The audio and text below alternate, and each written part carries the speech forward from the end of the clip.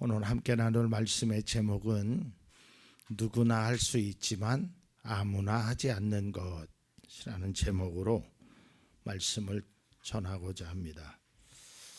세상은요, 누구나 할 수 있는 일이 있고요, 또 누구나 할 수 없는 일이 있습니다.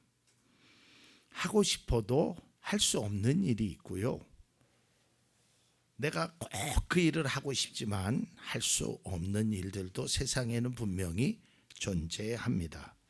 왜냐하면 그 일을 하려면 어떤 능력이 전제가 되어야 합니다. 돈이 없어서 못하는 일도 있고요, 실력이 부족해서 안 되는 일도 있고요, 건강이 없어서 할 수 없는 일도 있고요, 또 지식이나 어떤 능력 이런 것들이 부족해서 할 수 없는 일이 분명히 있습니다. 저도 할 수 없는 일이 있습니다. 아마 여러분들에게도 할 수 없는 일들이 분명히 존재할 것입니다. 그러나 반면에 돈이 없어도, 실력이 없어도, 지식이 없어도, 심지어는 건강하지 않아도 얼마든지 할 수 있는 일이 있습니다. 우리가 실력이 없어도, 돈이 없어도, 능력이 없어도 할 수 있는 일이 세상에 너무 많이 있습니다. 그렇다고 할 수 있다고 해서 모두 하는 것은 아닙니다. 할 수 있지만 하지 않는 경우도 많이 있습니다. 그래서 할 수 있는 것과 할 수 없는 것은 능력의 차이라고 생각이 되어집니다. 그러나 하는 것과 하지 않는 것은 의지의 차이입니다. 내가 의지만 있으면 얼마든지 할 수 있는 일이 우리 속에 존재한다는 것입니다. 오늘 본문은 우리에게 너무 익숙한 내용입니다. 12의 혈류증을 앓은 괴로움을 겪고 있는 이 여인이 자기의 병을 고치기 위하여 노력합니다. 누구나 그렇겠죠. 몸이 아프면 또 건강치 못하면 그것을 고치기 위해서 아주 노력을 하는 것입니다. 제가 예전에 한 3, 40년에 들었던 얘기인데 참 마음 아픈 이야기가 있어요. 어느 아버지가 병원에서 나오면서 이런 이야기를 하는 겁니다. 아휴, 내 자식이 죽었으면 좋겠다. 그러니까 이제 택시기사가, 이제 그때는 택시를 이렇게 여럿이서 한꺼번에 타고 나오는 그런 곳이었는데요, 그 택시기사가 어르신에게, 어르신 아무리 그래도 어떻게 아들이 죽기를 바라십니까? 이랬어요. 그랬더니 내 얘기 한번 들어보겠소? 하면서 그 어르신이, 백발이 무성한 어르신이 택시기사에게 이야기를 하는 겁니다. 자기 아들이 중학교 때 하루는 집에 오더니 아빠, 나 학교를 그만두겠습니다. 왜? 제가 검정고시로 해서 대학을 가겠습니다. 그러더래요. 그래서 열심히 공부했던 아이니까 그렇게 하라고. 그래갖고 6개월 만에 중학교 졸업 검정고시 시험을 봤는데 전국 수석으로 합격했어요. 또 1년 만에 고등학교 졸업 검정고시도 합격했어요. 그리고 1년 만에 서울대학교 법학과를 수석으로 입학합니다. 그리고 2년 만에 사법고시 1차 시험에 합격합니다. 그 당시에 서울대에서 2학년 때 사법고시 1차 합격한 사람은 이 사람뿐이었어요. 얼마나 좋았겠어요, 부모가. 근데 어느 날 갑자기 공부하면서 이 아이가 머리가 아프다고 합니다. 아빠, 머리가 자꾸 아파요. 그래서 아빠는 처음에 대수롭지 않아서 부모님이 가까운 병원에 갔는데 원인을 찾을 수가 없대요. 그런데 이 아이는 자꾸 아프다고 합니다.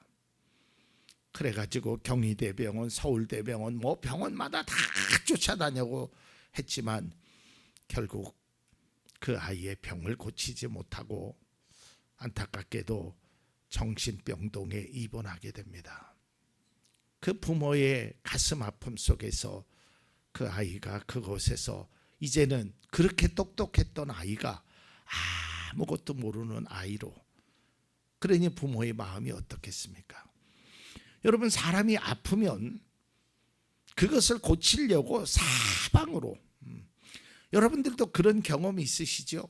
뭐 가까운 데가 아니라 아주 먼 곳에 잘 고치는 의사가 있대.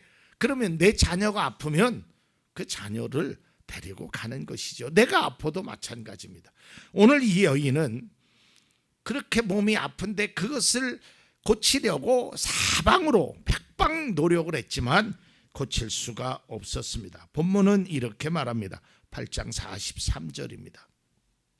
무리 가운데 12해 동안 혈류증을 앓는 여자가 있었는데 의사에게 재산을 모두 다 탕진했지만 아무도 이 여자를 고쳐주지 못하였다. 12년 동안, 여러분, 혈류증이라는 게 하혈을 하는 겁니다. 피를 쏟는 거예요. 자막으로 한 번만 더 비춰주시겠어요? 이제 여기서 요거는 잠깐 참고 사항이에요. 성경에 보면 여러분, 저기 의사에게 재산을 모두 다 탕진하였다가 이렇게 가로로 쳐져 있어요. 그죠? 여러분들에게 이 내용은 뭐 적혀 있는 분도 있지만 이 내용은 어떤 사본에는 없는 내용이라는 뜻입니다. 그러니까 어디에는 있고 어디에는 없는데, 그래서 그거를 이렇게 아시면 됩니다.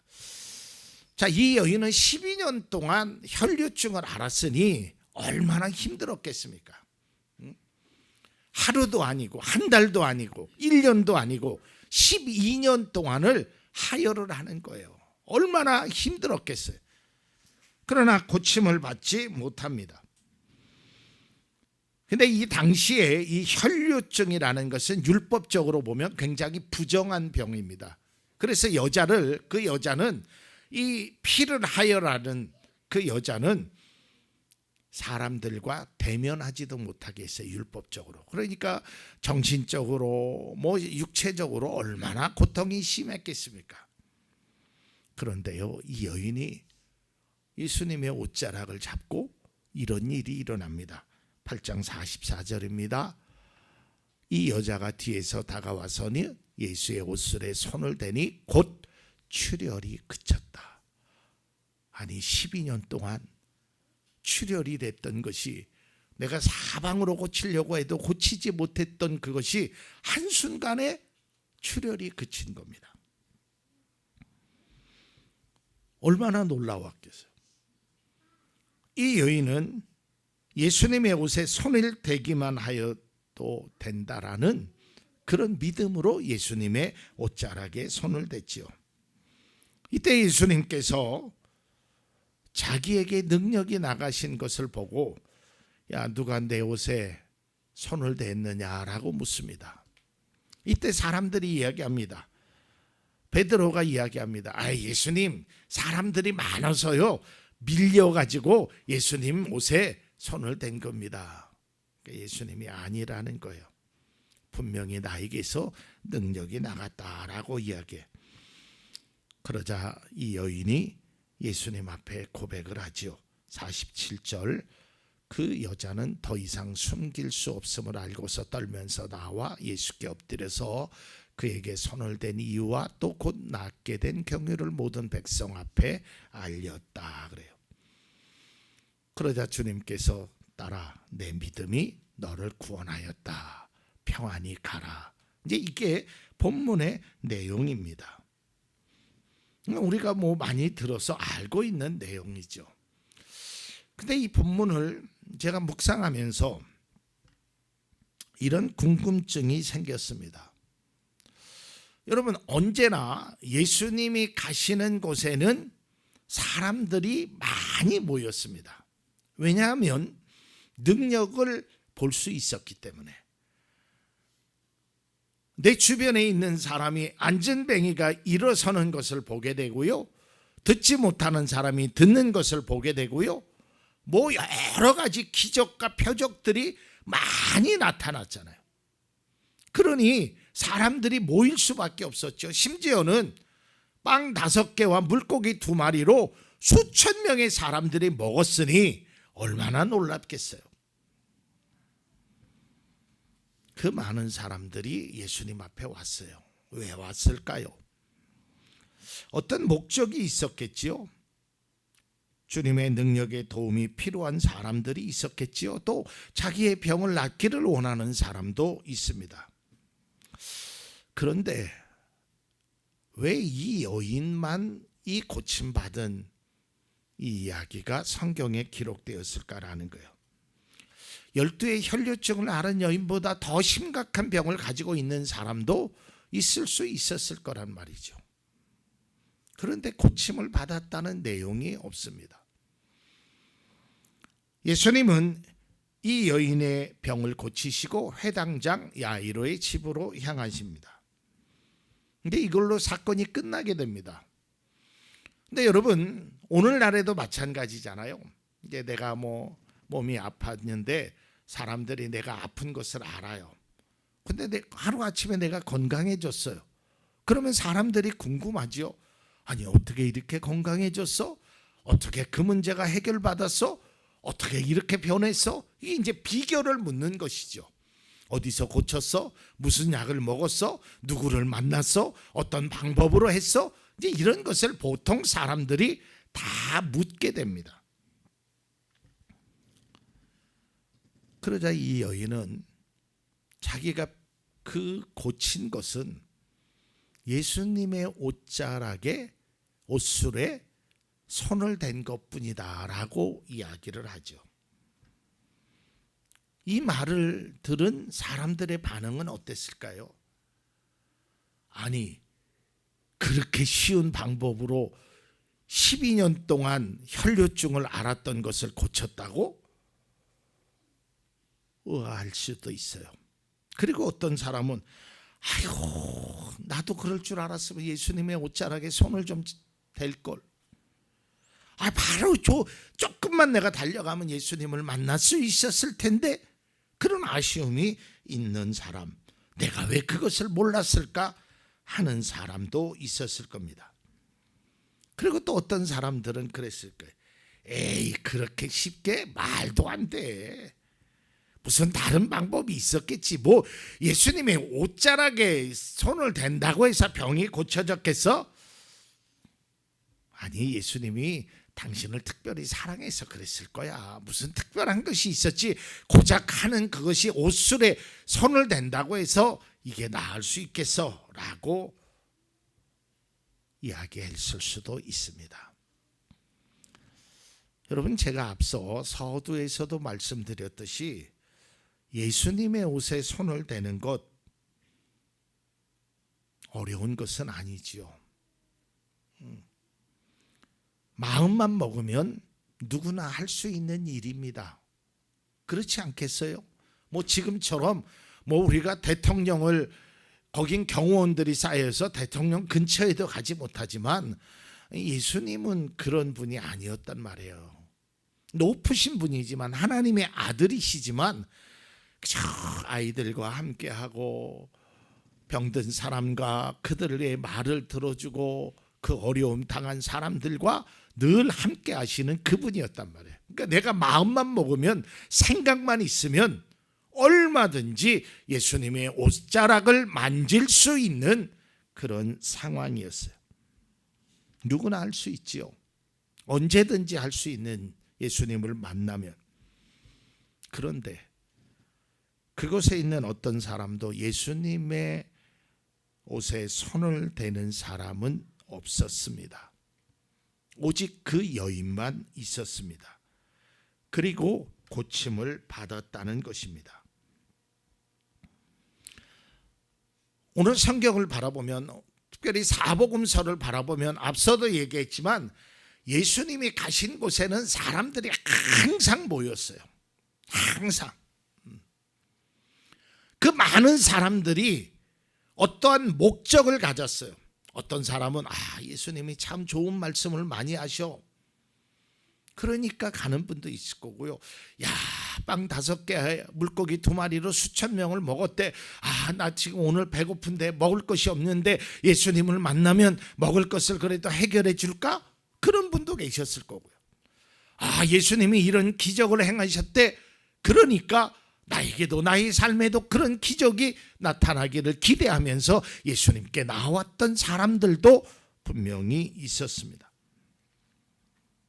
그런데 그럼에도 불구하고 왜 이 여인처럼 옷자락에 손을 잡는다는 생각을 못했을까라는 것이에요.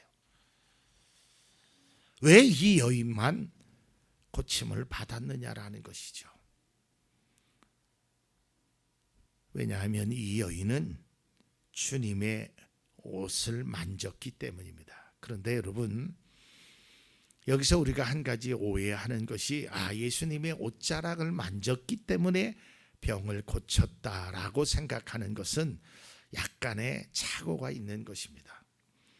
이것은 정확하게 이야기하면 이 여인은 예수님의 옷에만 손을 대어도, 즉 예수님의 옷자락을 만지기만 해도 나을 거라라는 믿음이 있었다는 거예요. 이것이 차이입니다. 마태복음 9장 21절의 말씀을 보면 그 여자는 속으로 말하기를 내가 그의 옷에 손을 대기만 하여도 나을 텐데 했던 것이다. 여러분, 우리가 오늘날에 믿음의 그리스도인들이 우리에게 꼭 필요한 것이 바로 이러한 믿음의 모습입니다. 제가 예전에도 그런 설교를 했죠. 그 마리아와 마르다, 그 오라비가 나사로가 죽었지요. 이때 안타까움에 예수님이 조금만 일찍 오셨더라면 내 오라비가 죽지 않았겠습니다. 그런 아쉬움을 얘기해요. 근데 저는 성경의 고백 중에서 아주 위대한 고백을 꼽으라면 다니엘의 세 친구의 고백과 이 마르다와 마리아의 이 자매의 그 고백을 꼽고 싶습니다.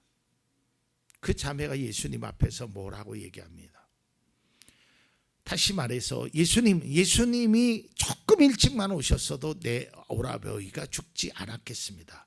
그러나 지금 내 오라버이가 죽었지만 그러나 이제라도 하나님의 능력으로 내 오라비가 살아날 것을 나는 믿습니다. 그래요.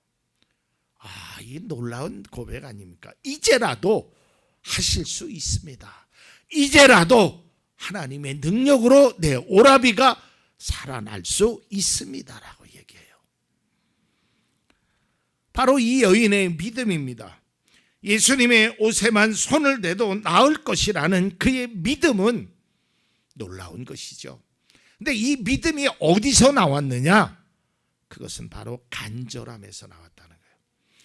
여러분, 많은 사람들이 믿지만 간절하게 믿는 사람도 있고요, 그렇지 않는 사람도 있다라는 것이에요.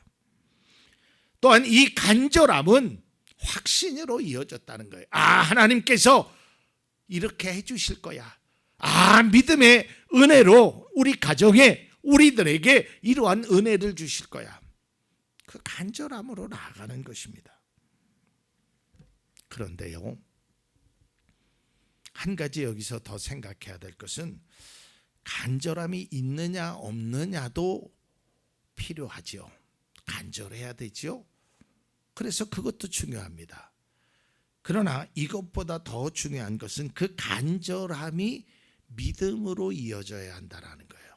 여러분, 문제 없는 사람이 어디 있겠어요? 여기 우리 장로님을 비롯해서 모든 분들이 문제 없는 사람 아무도 없어요. 저도 문제가 있고요. 다 문제, 안수 집사님, 권사님, 집사님 다 문제가 있어요. 문제 없는 사람이 없어요.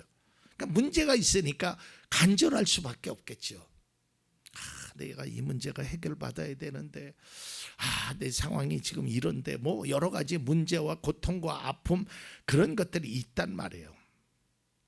그 간절함이 없다면 그건 참 큰 문제죠. 근데 이 간절함이 간절함으로 끝나면 안 돼요. 그저 동동동동 거리는 것으로 끝나면 안 된다는 거예요.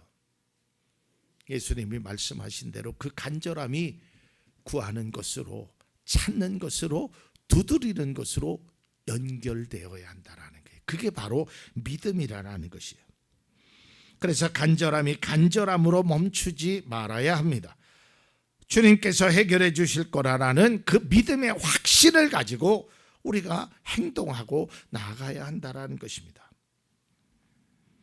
여인이 주님의 옷을 대는 일, 그건 어떤 조건이 없습니다. 어떤 자격이 없습니다. 앞서도 얘기했지만 마음만 먹으면, 생각만 있으면 할 수 있는 일입니다. 누구나 할 수 있는 일입니다. 능력이 없어서, 지식이 없어, 아니에요. 아무것도 없어도. 그러면서 제가 말씀을 묵상하는 가운데 성경을 보니까 하나님이 우리를 향한 말씀을 행하실 때는 항상 이런 말씀이 많이 있어요. 누구든지 오라라는 거예요. 목마르거든 오라라는 거예요. 배고프거든 오라라는 거예요. 아무나 오라라는 거예요. 예수님은 너 지식이 없으니까 탈락, 너 능력이 없으니까 탈락, 너 힘이 없으니까 탈락, 그러지 않아요. 예수님은 한 분도 탈락시키지 않아요. 사람들은 서열을 매기고 몇 등에서 몇 등까지 올라가면 이기는 거고 지면 탈락이에요. 여러분 냉정해요. 아무리 사정을 해도 안 돼요. 뭐 소식을 아시는 분들도 계시겠지만 오늘 우리나라가 월드컵 32강에서 탈락했습니다. 아무리 선수들이 애원해도 한 번만 기회를 달라고 해도 이제 짐 싸갖고 한국으로 와야 돼요. 안 되는 거예요. 조건에 맞지 않으면 그냥 갈 수가 없어요. 가고 싶어도 하고 싶어도 애원해도 안 되는 거예요. 그러나 우리가 하나님 앞에 가는 것은 조건이나 능력이나 상황이나 이런 것을 따지지 않는다니까요. 심지어는 아버지의 재산을 다 탕진하고 거지처럼 찾아온 그 아들이라 할지라도 한 번도 조건을 따지지 아니하고 네가 왜 그랬느냐라고 말하지 않고 품어주시는 것이 하나님의 사랑임을 누가복음 15장은 말씀하고 있단 말이에요. 그러니까 얼마든지 우리가 마음만 먹으면 할 수 있는 것이 믿음의 행위입니다. 누구나 할 수 있어요. 할 수 있다니까요. 전에도 말씀드렸지만 하나님은 우리에게 할 수 없는 것을 요구하지 않으셔요. 할 수 있기 때문에 요구하시는 거예요. 그 할 수 있는 일을 행하면 하나님은 우리에게 그 할 수 있는 일을 행한 것을 통해서 그 은혜를 주신다는 거예요. 우리의 믿음 생활에서도 마찬가지죠. 뭐 기도하는 것, 말씀을 듣고 읽는 것, 예배를 드리는 것, 뭐 감사하는 것, 뭐 감사는 물질로만 드리는 것이 감사가 아니에요. 여러분 마음으로도요 얼마든지 감사할 수 있어요. 그건 뭐 능력, 지식 아니잖아요. 감사합니다 말 한마디 하면 되는 거잖아요. 뭐 어떤 조건이 없어요. 감사하는데 네가 나한테 감사하려고 그러면 적어도 이 정도 수준은 돼야 된다. 이 정도 선물을 가지고 와야 된다. 주님은 단 한 번도 그런 요구를, 말씀을 행하신 적이 없단 말이에요. 그러니까 하나님은 우리가 할 수 있는 일을 하라고 하지 조건이나 능력을 따지고 할 수 없는 것, 능력이 있어야 하는 것을 요구하시는 분이 아니라는 거예요. 그리스도인이라면 누구나 할 수 있습니다. 저도 할 수 있고요. 여러분도 할 수 있어요. 예수를 40년 믿은, 평생 믿은 사람도 할 수 있고요. 1년 믿은 사람도 할 수 있어요. 여러분 믿음은 실력의 차이가 아닙니다. 믿음은 그저 믿음으로 하나님 앞에 나아가는 거예요. 하나님은 어떤 경륜을 묻는 것도 아니에요. 기도가 수준의 차이가 아니라니까요. 마음의 진심의 차이예요. 우리가 어떤 수준 있는 기도를 해야 하나님이 들으실까요? 아니에요. 하나님은 진심을 다한 기도로만 들으시는 거예요. 그거를 원하고 계신다는 거예요. 누구나 할 수 있어요. 그런데 아무나 하지 않는다는 거예요. 참 이게 안타까운 거예요. 제가 12의 혈류증을 앓은 여인 같고 예전에는 다른 차원에서 말씀을 나눴는데 이 말씀을 묵상하면서 그렇구나. 그 옷술에 손을 대는 게 뭐 그리 대단한 거라고. 그 행위가 대단한 것이 아니고요. 그 행위를 한 근본적인 마음이 대단한 거예요. 하나님은요, 우리의 마음을 보시는 거예요. 성경을 보세요. 2렙돈을 드린 그 홀로 사는 여인. 그 2렙돈은 그 비교할 수 없이 많이 드린 그 유대인 바리새인 대제사장들의 액수에 비하면 이건 비교할 수가 없어요.